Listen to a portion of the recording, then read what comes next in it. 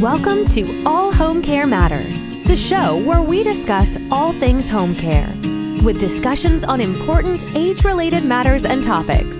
Brought to you by Enriched Life Home Care Services, the #1 rated home care provider in Michigan by Top Rated Local.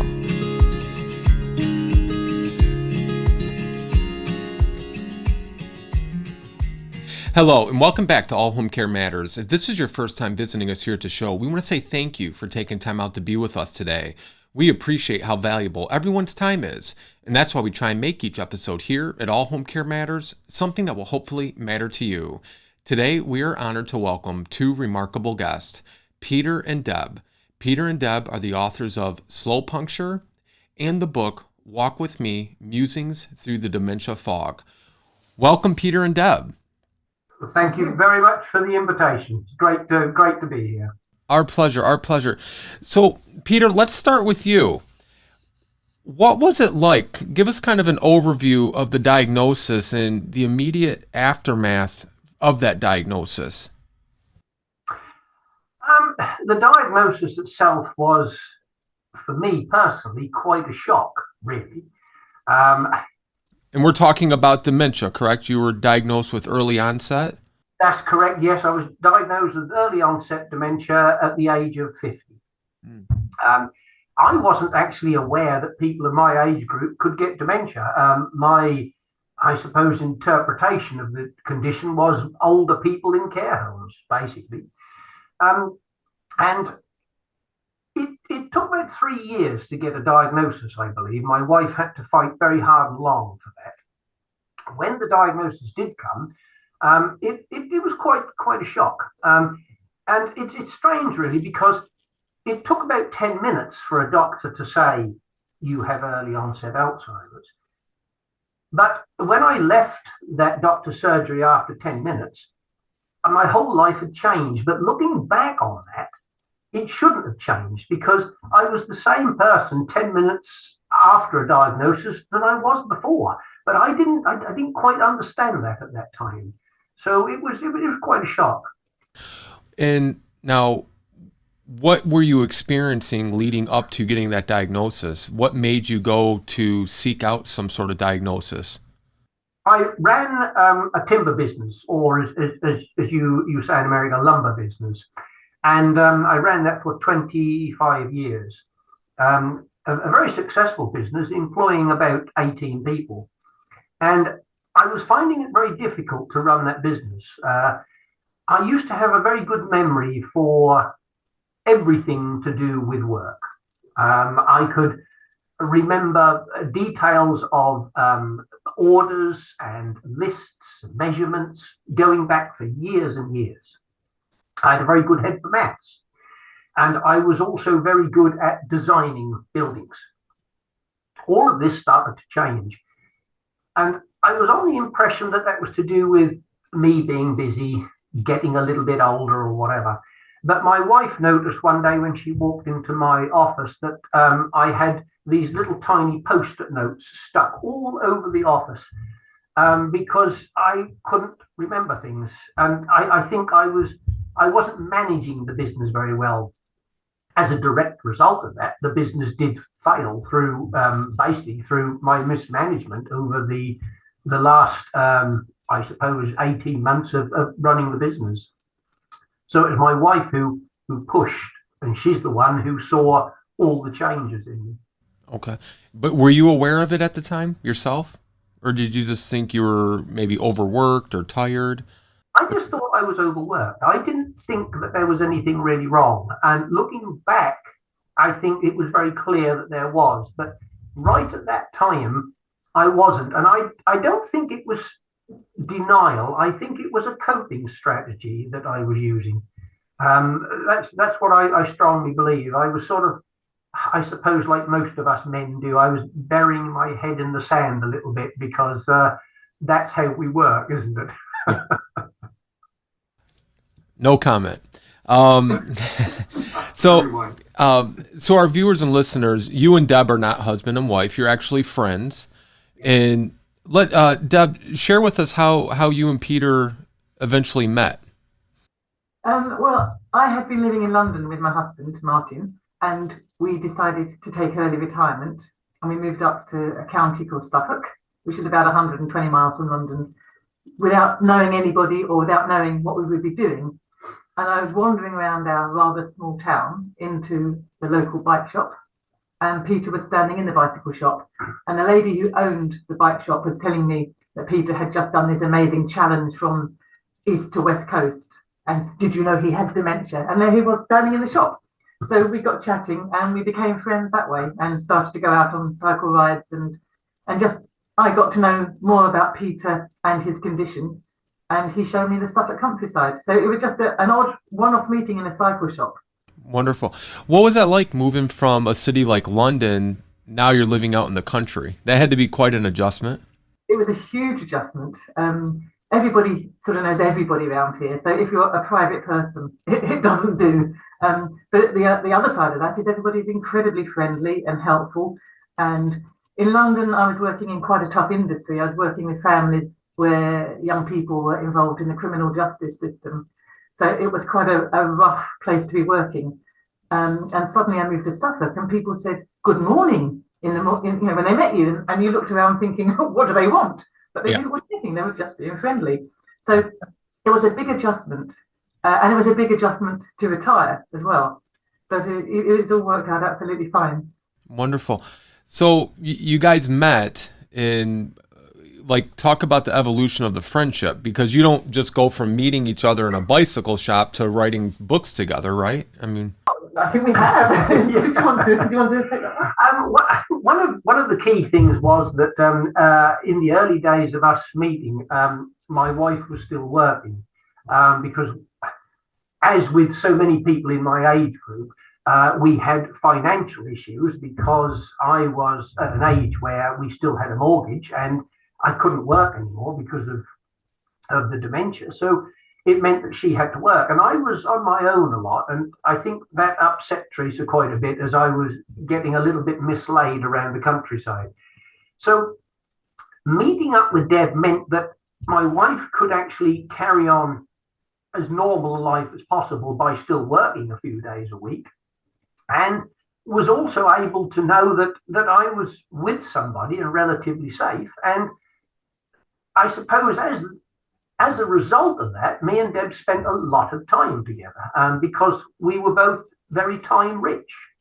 And as a result, Martin, Deb's husband, became great friends with me and Teresa, and that's how that's how that happened. And the book, I think, sort of evolved over time, didn't it? It did. But I think, Lance, I think you make a good point. When you say it like that, meeting in a bike shop to becoming great friends, there have to be other bits in between. Yeah. So it evolved over a year or so of regular cycle rides, regular chatting. Because obviously, when you cycle, you have to have coffee and cake. That's one of the rules of cycling.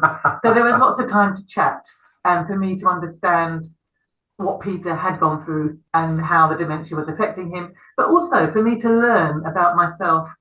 One thing I haven't learned is how to maintain a bike. Peter still does that for me, but it was a friendship that evolved over the year or so before the book was written. What? Whose idea was it initially to write the book? I think. Well, can I take credit? Can I say it was my idea? What I always wanted to do when I was younger is to be a writer. Okay. I didn't think that was ever going to happen. So when I started to hear Peter talk, because at that point he was doing lots of public speaking and challenges and fundraising, and I thought, wow, what an amazing person. And he was telling me about how it was to live with a memory impairment. I just thought I could write it up for him so that we have a record. And then it became obvious, maybe it's more than a diary. Maybe this would be a good book. So I'm going to take credit for the idea, because you don't remember. No. Now, as you're writing this book and you're getting it ready to be published, what did you know about dementia prior to meeting Peter in that bicycle shop at that moment? What was your idea of dementia then versus what it is now? Well, I think like Peter said earlier, my perception was pretty much like his, and I imagine most people's. It's a disease, an illness that affects older people, in their 70s and 80s, who just sit in the corner of a care home, not having much of a life. I had a grandmother who had dementia in her later years. And although I was protected from seeing what that was like, I picked up enough information at home to know it wasn't good. So that was my perception. Somebody who wasn't able to communicate or express themselves or do anything. Now I've known Peter for nearly 5 years. That idea is totally turned upside down. And because I mix more with other people with memory impairment, I can see their experiences too. I know that that's a big stereotype that needs to be blown out of the water. People with memory impairment do forget things, but that doesn't mean they don't have a huge value and contribute and change the way I think. So Peter has really given me a bit of a kick in the way I look at life as well. And that's because he lived in the moment. Share with us, Deb, how that has changed how you've looked at life. How did you look at it before to how you look at it now? I think I looked at it as I'm a bit of a worrier, so I always have worries going on or concerns going on in my head. A little bit self-indulgent in my moods, oh, woe is me, this thing isn't right, or we haven't got enough money, or always looking ahead and never living in the moment. Peter lives in the moment through necessity and enjoys that moment for what it is. And although I haven't perfected the art by any means, the thing that Peter has taught me is enjoy what you're doing now, enjoy the moment, get what you can out of it. Don't worry about yesterday. Don't think about tomorrow. Just enjoy this moment. And although, as I say, I'm not particularly good at it, it's a different way of looking at life. Be thankful for what you do have. The example I like to give is I broke my shoulder in a cycling accident just after I met Peter. That was the end of my world. Actually, it wasn't. My shoulder got better. Yeah. And I was constantly moaning about my shoulder. Talking to Peter, he never, ever moaned about living with dementia. And that was the juxtaposition of our attitude, I think. Wonderful. Peter, what have you gained from your friendship with Deb? Has anything changed, or has your outlooks changed on anything? That's quite a difficult question, really, because the trouble is that I've known Deb for how many years? Nearly 5 years, but I actually don't really know a great deal about her. My memory has got so that I'm not. I know in here that she's a good friend and we get on well, but I don't really know much about her. I know she's married to Martin, and I know a few little bits and bobs that she moved from London, but her background I don't know. And I think what it's actually done for me, or us, actually, as in me and my wife, what it's actually done is it's given, how do I put this? I have a dementia monster that I cycle away from, okay, on my bike. My wife has a dementia monster, and that's me. Now, what Debs does is she gives the opportunity for my wife's dementia monster to get away from her. Does that make sense? I think it does, yeah. It does, yeah. That sort of, it creates a third element, I suppose, in a relationship, but it's a friendship. And it works. The other thing that it tends to do, or that it's really good for, is that my wife lives very close to dementia. She's virtually walking, holding my hand in this journey. Deb's is close, but she's removed. She can go home at the end of the day. Yeah. So somebody like me can offload my worries, my concerns to a friend, whereas you can't so much to a partner. Right. Because that partner will take it further inward. Deb will take it, but she'll also think, okay, right, and that somehow helps.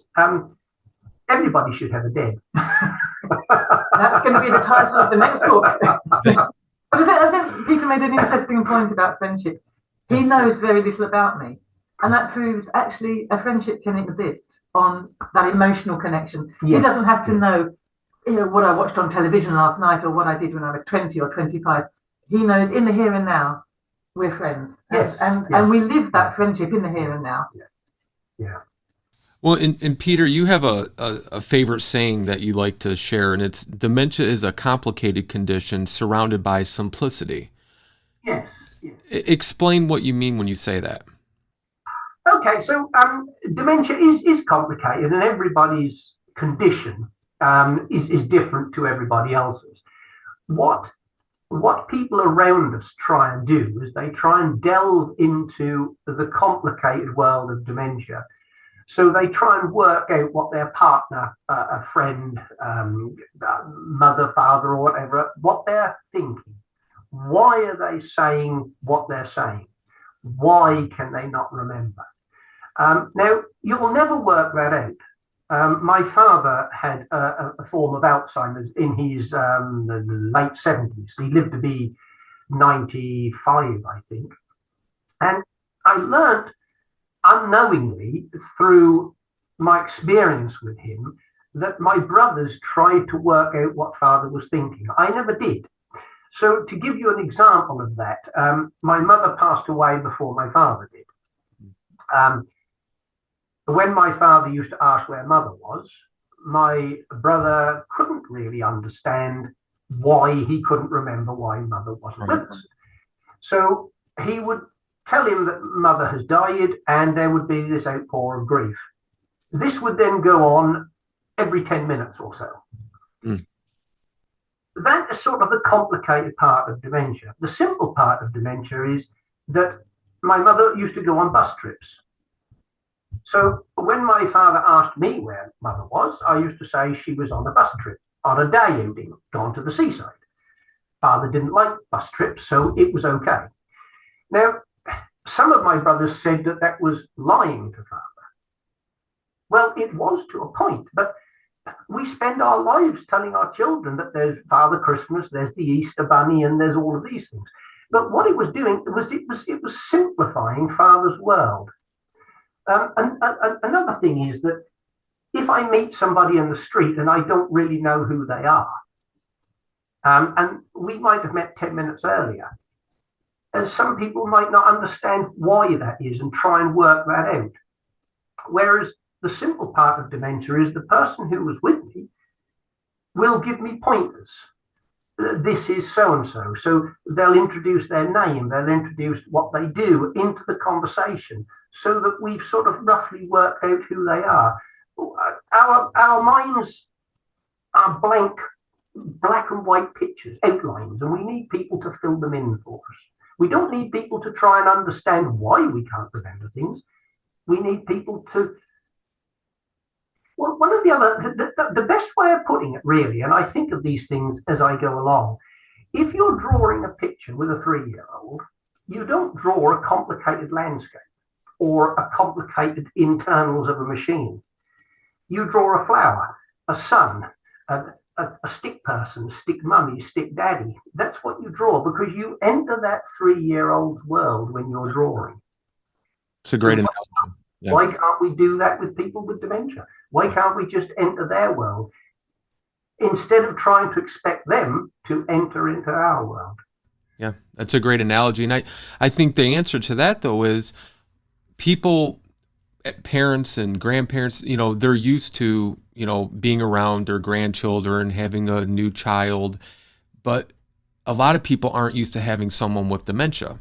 And that's wherein lies the challenge, is helping to raise awareness for these families and these individuals so that they have a better understanding and concept of how to interact with somebody. I like to say none of us grow up preparing to be a caregiver or preparing to care for a parent. But, as we age and get closer to, marriage and starting a family, we're preparing to be parents.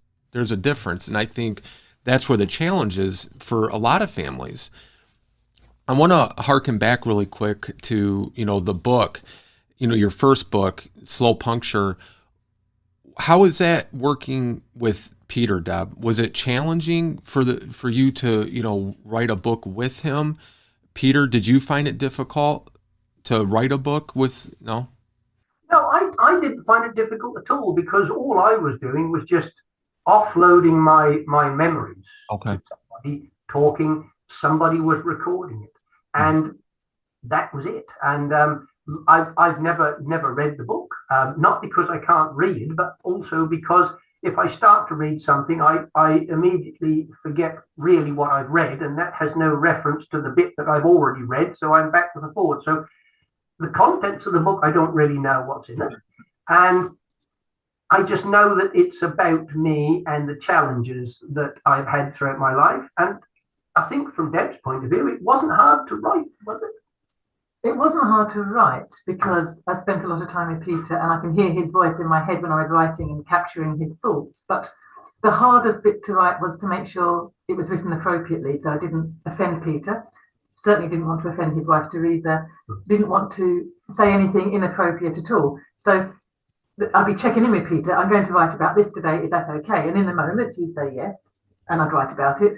But I think what it does demonstrate is a huge amount of trust on Peter and Teresa's behalf, that they let me write things down about their life, which you're never going to read. No. And I don't think Teresa's read the book either, has she? I don't think she has, no. So no. The mechanics of writing it I found quite easy, but the bit underneath, the sensitivity, were quite difficult. Sure. What inspired you to write the next book, Walk With Me, Musings Through the Dementia Fog?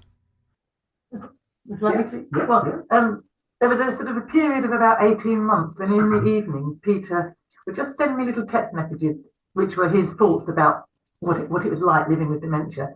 And I came to realise they were quite poetical. So I'd be jotting them down. And again, I think this goes back to what Peter said about sharing with me rather than his wife, because I'm one step removed. So I'd be jotting these little thoughts down. And I thought, gosh, this would make a good book. So we just put them in a sort of chronological order. And I wrote an introduction to say what had happened since the last book. And we had a local photographer take photos of Suffolk, which is where we live, to illustrate the poems with photographs. And it's a slim volume, but people who have read it said it really evokes what it must be like for Peter. It's like taking the top of his head off, having a little rummage, what's going on, what are you feeling? And then putting his head back on again. So it's just because I didn't want those thoughts to be lost, and they would have been lost had I not taken a note, because you have absolutely no recollection of anything in that book. No. And when he occasionally will read a poem out, he'll go, oh, this is good, because you've never seen it before. I think the whole thing for me is that having this condition doesn't mean that my life is over. It means my life is different.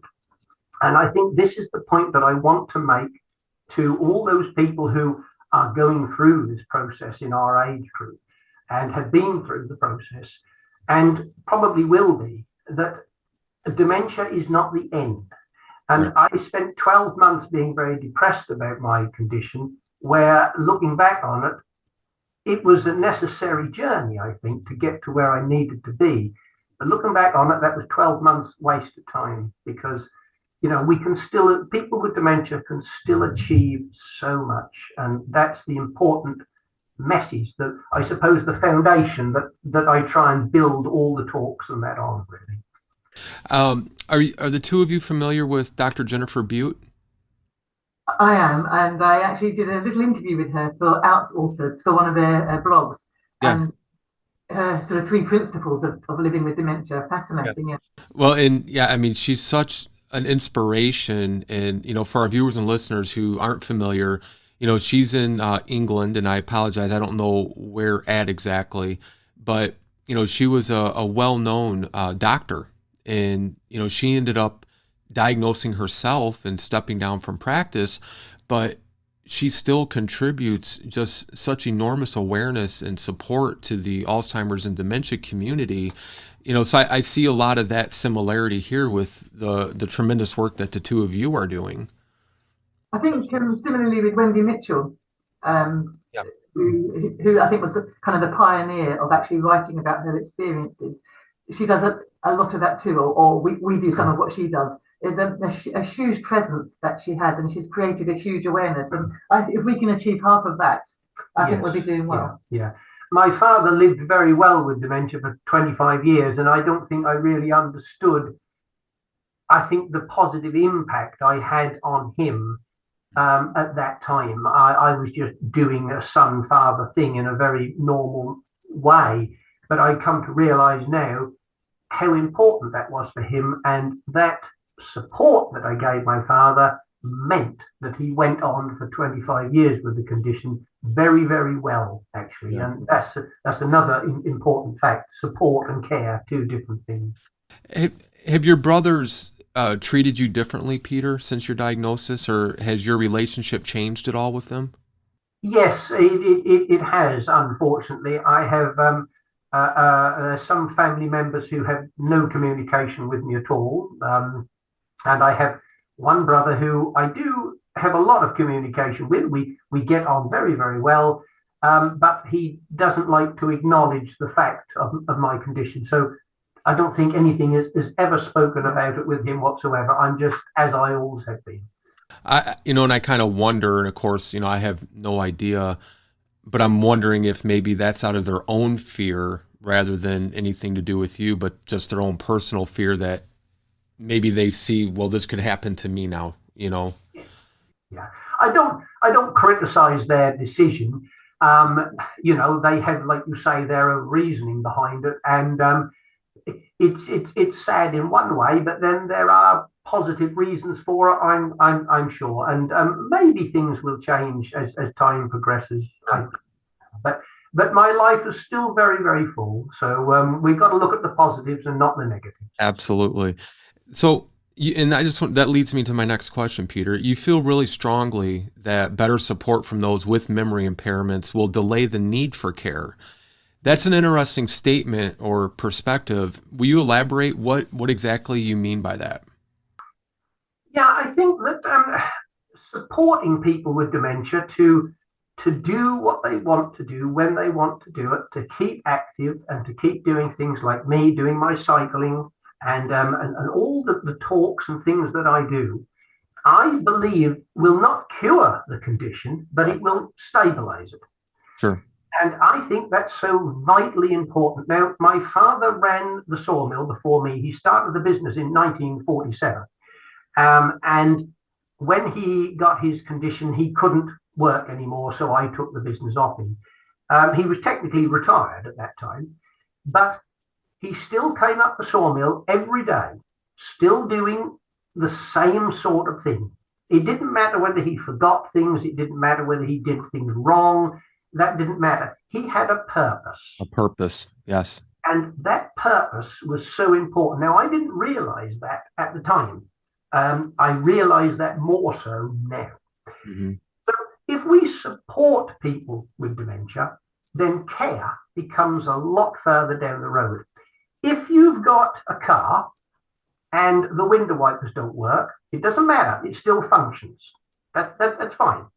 And you keep going with it. If the doors fall off, it will still function. It doesn't matter. It keeps going with lots of bits that are missing. People with dementia keep going with lots of bits up here that are missing. It's not until the engine goes or the wheels fall off, then the car won't work. Right. But if your window wipers don't work on your car, you haven't repaired. So you keep it going. You manage that situation. And managing people with dementia, it's very similar to that car, in a manner of speaking. You keep it going. Absolutely. So if I keep cycling and we keep talking and keep doing podcasts and I keep my brain going, then that's got to be a good thing. Keeping from here down healthy keeps this bit here up healthy. Support from friends and family is so important. Big organizations do wonderful work, but they only know you as the person with dementia. Friends and family know the person before dementia. I knew my father before dementia. And when he didn't realize who I was, that didn't matter. I knew who I was, and I could have a good day with him because I knew his history. We could laugh, I could support him, he could do the stuff he wanted to do in the garden or whatever. The next day, he remembered who I was. And that's the level of support. And that's got to be better than just letting people drift with dementia and end up in care, which costs so much money. Right. So it was such a wonderful thing. Absolutely. And relatively easy to do at the earlier stages of the condition. Yeah. I think that's great advice for everybody, regardless of the condition, too. Yeah. I want to just follow up with another question for you, Peter. For viewers and listeners who are listening to this, and you were diagnosed with early onset Alzheimer's at the age of 50, and you're how old now?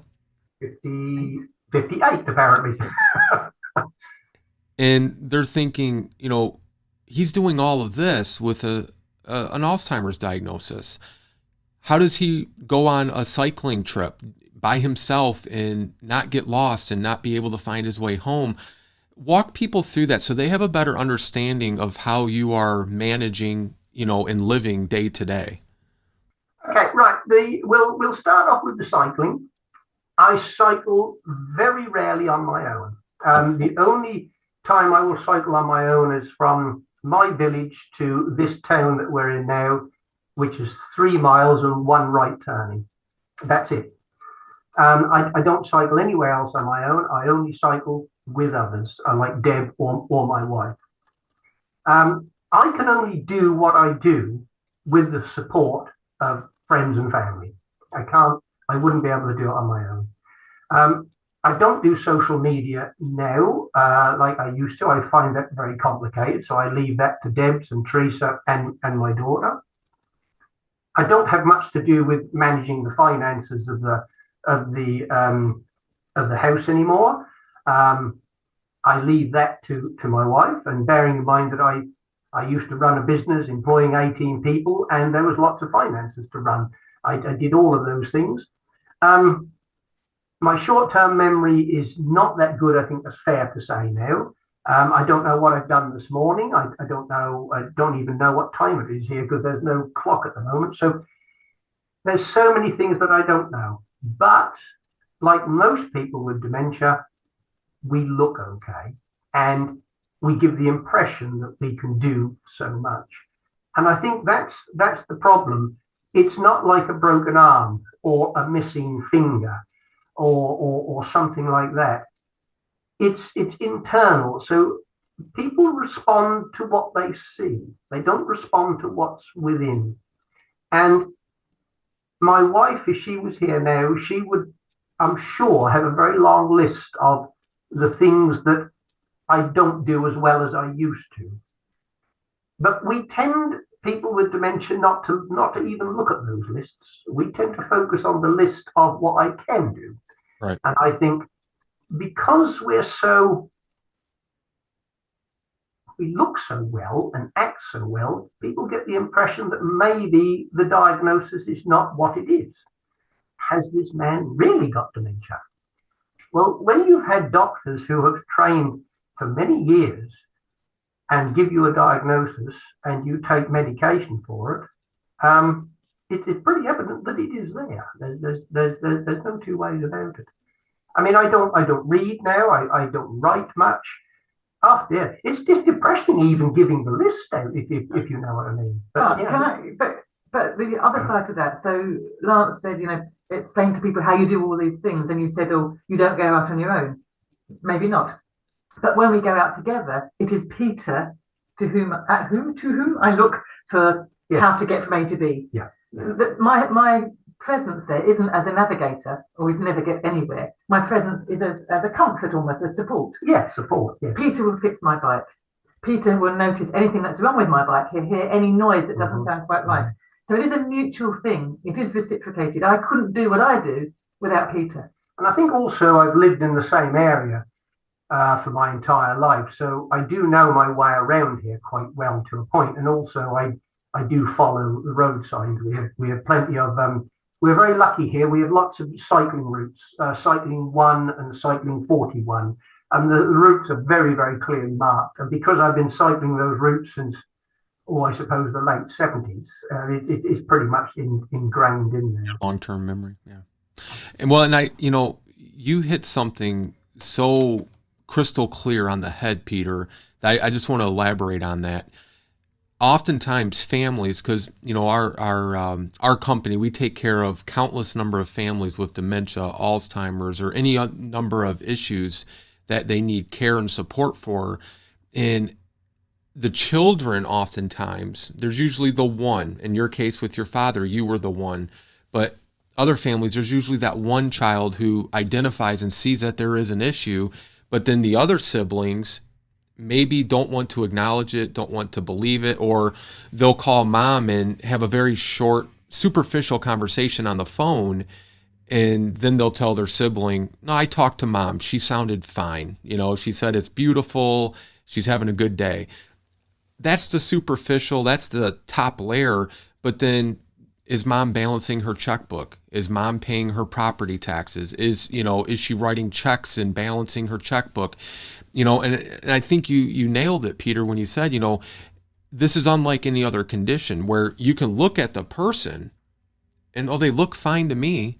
But it's not the looks that are what the issue is. It's what's going on the inside. And I think that's what makes dementia, for me, one of the most challenging and difficult situations, because it's very deceiving. We see, what the old saying goes, don't tell me, show me.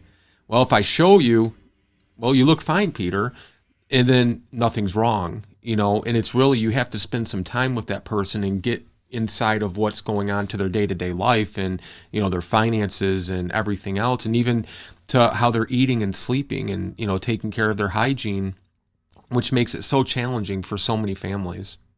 Yeah. And I think the thing is, everybody's dementia is so very different. That's the problem. And it makes the condition very much a moving target for people. Right. I was involved in a television program here in England where I think it was 14 people with dementia ran a restaurant.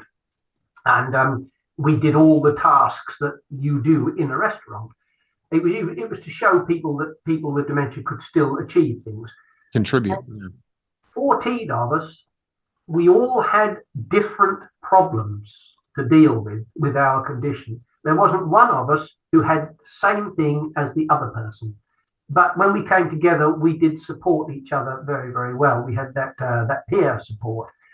But it just goes to show that some people, it affects memory, some people's speech, some people's sight, some people's movement. It's so very difficult. And I do feel for the professionals, because it's so difficult for them to actually work out what's going on and how to treat it. And for doctors, we complain that doctors don't do enough, but they can only do so much, and it's very difficult for them to isolate these problems, really. Right. Do I understand you ride a penny farthing bike? Yes, I have done. Yes, yeah. I've ridden it all over the place for challenges and all sorts of things. I haven't ridden it lately, I don't think. No. But I will get back on it when the better weather comes here. Well, and for viewers and listeners who may not be familiar with that, what type of bike that is, would you guys mind explaining what it is? Yeah, it's they were designed in 1870, I believe. One of the first bicycles ever designed. It has a large big wheel at the front and a very small back wheel. And it has a frame that goes around the wheel. You sit basically on. We haven't got anything here to. We might have a picture here, but it's a very old design bike. This is a new one, but it's designed. It's the same design, and I think in America, I believe you call them the high wheeler. I believe. Now I don't know if you guys can. If I show that, that's a picture of me riding it. I don't know if you can see that or not, but that's what it's like. I used to ride them many years ago when I was younger, as a fun thing, and I wanted to see if I could still achieve this after my diagnosis. So I managed to acquire one through an organisation, a club called the League of Ordinary Riders, because the bike is called the Ordinary. That's the original name for it. And I put my foot on the rear step, scooted along, got up onto the bike, and I rode it like I'd never forgotten. And I was so chuffed that I decided to do a challenge and ride 4 counties of Great Britain on it. But it's called the penny farthing because the large wheel is a penny and the small wheel is a farthing. So the old money in Britain. Wonderful. It has no brakes. Oh no brakes and no gears. No. Wow. Okay. That's scary when you're cycling behind. Can I just put in worth there? Because Peter's legs are going all the time because there's no gears. Yeah. It's a funny thing to be behind. The bikes were designed before cars, before roundabouts, and before traffic lights. So they're not the most practical machine in today's society. Wonderful. So, Deb, you guys have had a lot of publicity around the books, and you've done a lot of speaking engagements and TV and podcasts and different things. But one of the things that we're big supporters of and also a part of is AlzAuthors. Share what being a part of AlzAuthors has meant to you and Peter. Oh, it's meant a couple of things. One, it kind of validated the book for us. But the biggest thing is how much they help publicize, they share. Our books have obviously come to the US, which we wouldn't have achieved otherwise. AlzAuthors are very generous with their time and how much time they invest in promoting and talking about people. They curate the best books on dementia and Alzheimer's. So for our books to be with that organisation is huge. And we met Marianne once. She came to the UK and we met her. And it was fantastic to actually meet somebody in the person as opposed to virtually. And the amount of work that they do is awesome. So just to be part of that organisation, for me particularly, is amazing. Yeah, the wonderful people, wonderful organization, and we're big supporters of all the work they do. And I like to tell people, you can go on Amazon and type in books about dementia or Alzheimer's or early onset, whatever the case may be, but you don't necessarily know how good the information or accurate the information is that you're going to get from there. And AlzAuthors kind of takes the guesswork out of it because they validate each and every book that they, put their stamp of approval on, which I think is enormously important for families who are, on this journey. Yeah, no, I agree totally with that. And it just feels a bit like a dream, but it feels like an honour and a privilege to have their logo in the bottom of my email. And I try to do my best to promote them too over here, because every time Peter and I do a talk at an organisation, we have a banner behind us. So I have the logo on the banner, and I always mention them. Urge people, podcasts, books, any resource you want, go and look on there. You'll find what you want on their website. Yeah, absolutely. Just a couple more questions for you guys, and thank you so much for your time and sharing your story with us, and hopefully you're encouraging a family right now by being on our show who is facing this. What is the one review or comment, just one, that stands out for the two of you that you've received from publishing your books? I'm going to ask you to answer that one. Because no, you take that one and run with it. Well, I mean, I can't do a word-for-word quote, but just the fact that we're with AlzAuthors. I suppose the most recent one is there's a book festival in Suffolk, in a place called Felixstowe. It's a big literary festival, and Peter and I have been asked to talk about our books there. And the chap organising it read the book, so he knew what he was getting into, and he just thanked me for writing it. I think that's the biggest compliment. Wonderful. It wasn't depressing. It should have been depressing, but it wasn't depressing. And as a reader, I'd like to say thank you. Yes.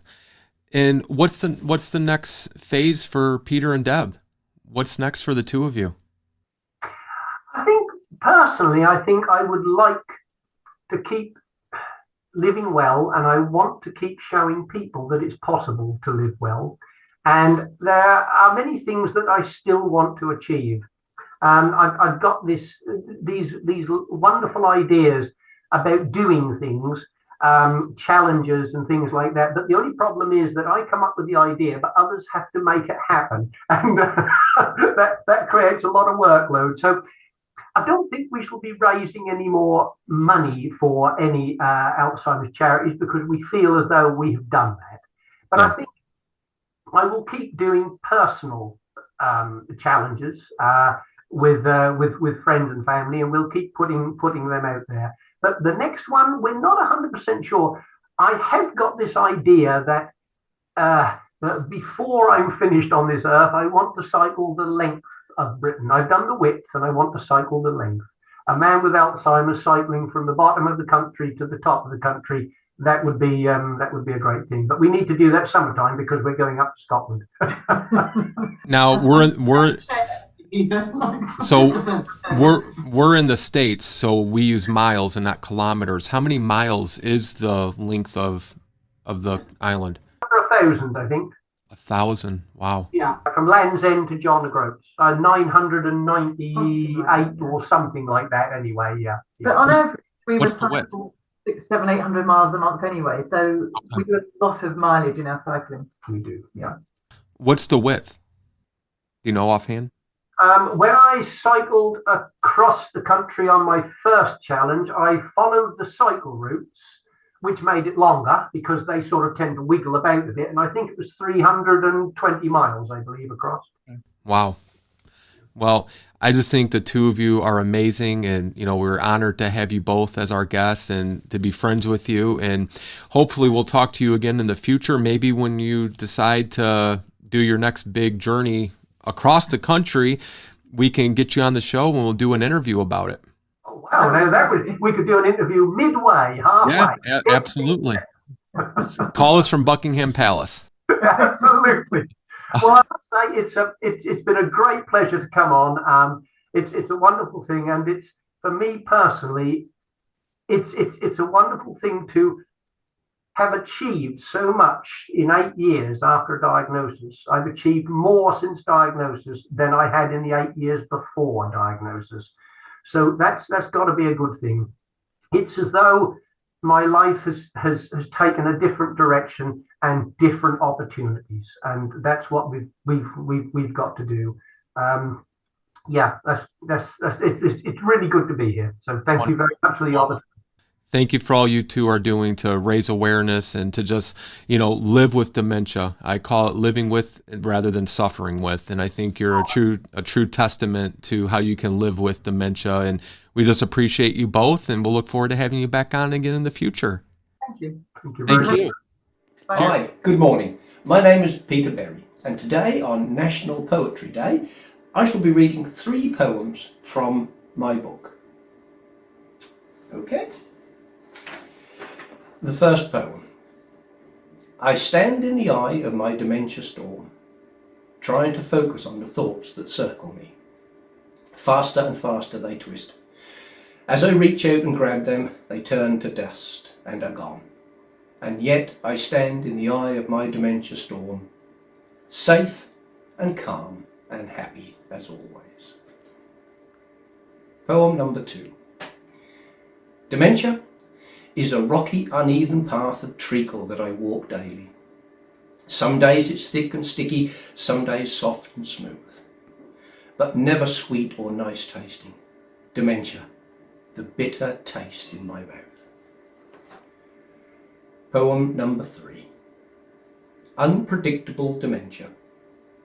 Some days I walk tall, straight and strong, and other days I am weak, bent over and old, like living with a wild-eyed horse, uncontrollable, unpredictable dementia. Dementia is my nothing, and my nothing is coming towards me. Thank you for joining us today here at All Home Care Matters. All Home Care Matters is here to help families as they navigate these long-term care issues. We invite you to visit us at allhomecarematters.com, where there's a private, secure, fillable form where you can give us feedback, show ideas, or if you have questions. Every form is read and responded to. And remember, you can listen to the show on any of your favorite podcast streaming platforms or watch the show on our official YouTube channel. Just make sure to hit that subscribe button so that you never miss an episode. We'd also like to say thank you again to Peter and Deb for joining us today. We look forward to seeing you next time here at All Home Care Matters. Thank you for joining us today. We look forward to you joining us again on another episode of All Home Care Matters. To learn more about the show and to connect with us, visit us at allhomecarematters.com.